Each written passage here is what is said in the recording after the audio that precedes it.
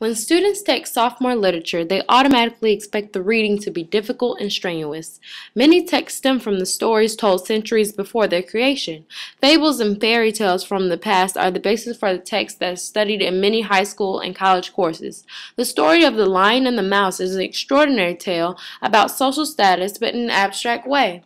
In this story, a great lion is sleeping under a tree when a mouse comes and wakes him up. The lion tries to eat the mouse, but the cunning rodent reasons with the lion that if he eats him, it would not be honorable because he is such an easy kill. The lion agrees and lets him on his way. Later that day, the lion gets caught in a hunter's trap and yells for the mouse, who gladly rescues him in return for his graciousness before. The moral of the story is that reward comes to those who are merciful, and that the small or less fortunate can still help the rich and strong. The theme of class awareness is a theme that presents itself in some form or matter in many works of literature. The awareness of one's class usually comes when a person feels a difference in behavior or attitude between themselves and someone in the opposite class. Being aware of one's class allows a person to understand their situation and use that understanding to make change or to improve their quality of life. The Lion and the Mouse fable corresponds with the theme of class awareness in other works of literature that showcase social status as a vital tool in life. In King Lear's, social status is clearly shown through the interaction of characters with higher ranking and lower ranking, such as when Kent speaks to King Lear with respect and gets disrespect in return.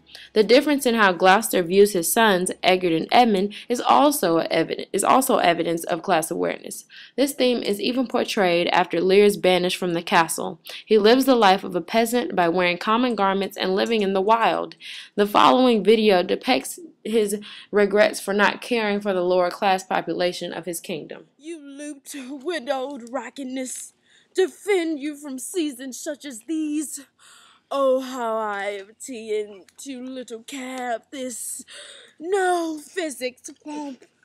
Expose thyself to feel what wretches feel, that thou mayest shake their sufflex to them, and show the heavens more just.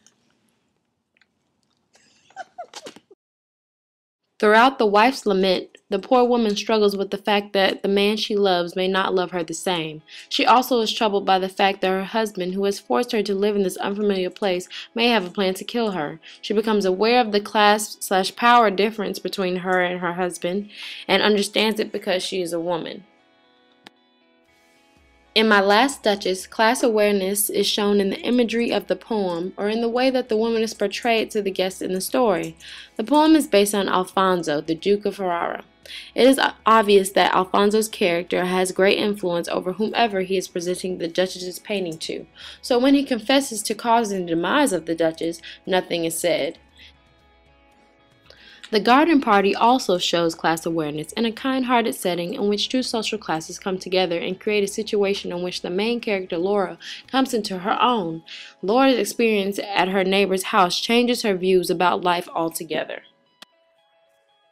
In Astrophil and Stella, the reader sees a forbidden love story between two young lovers with different social standings. Stella, being married to a king, could not afford to have a physical love affair with Astrophil, who is madly entranced by her very existence.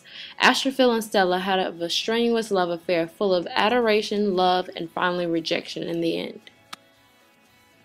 Miss Brill's delusions and Miss Brill include her starring in shows and being of very high class. The harsh reality is that she is an old and senile woman who envisions herself with such great success and power as she parades around in her fur. In actuality, she sits at a park bench with the shabby old fur trying to overhear the conversations of passers-by.